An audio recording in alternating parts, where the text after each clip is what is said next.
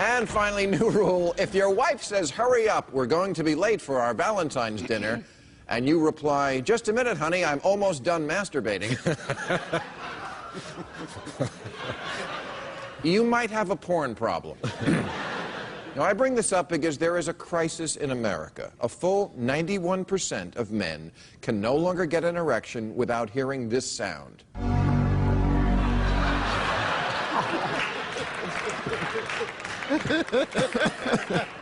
Now, I made that statistic up because statistics on porn are hard to come by, mainly because when you do a Google search for them, you wind up looking at porn,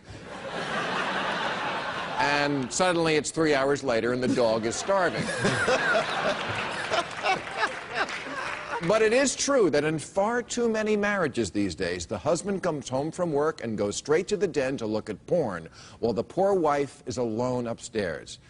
And between him masturbating at the keyboard and her crying herself to sleep, who can keep that much Kleenex in the house?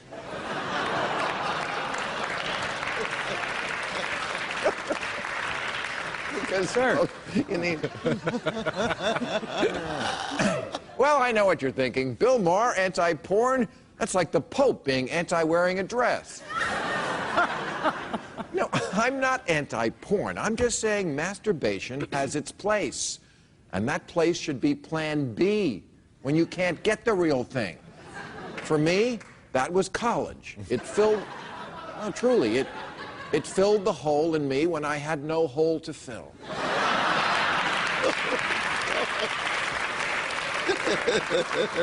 But now, psychologists are telling us that for a sizable percentage of men in America, masturbating to porn is Plan A, and doing it with your wife or girlfriend is more like a fallback option for when the power goes out. What's worse, when someone spends 12 hours a day looking at porn, you build up a tolerance, and you need more to get the same high. You literally jack yourself into a corner.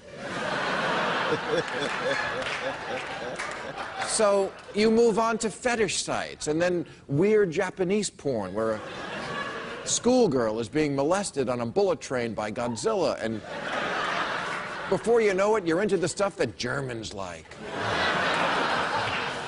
Horrifying, slimy, violent ideas punctuated by the sounds of womanly sobbing. Like an interview with John Boehner.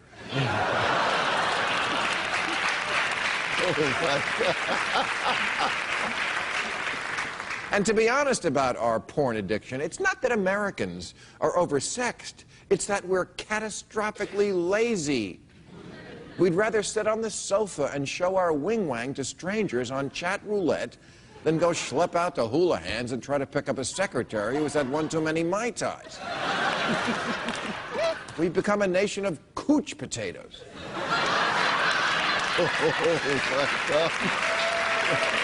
Really? Guys are home like, hey, I'm getting action. I don't even have to brush my teeth. Real, actual sex? Not tonight, honey. I'm horny.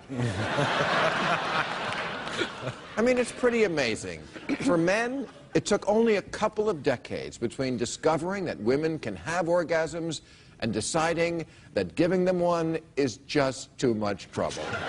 Happy Valentine's Day, everybody. All right, that's our show.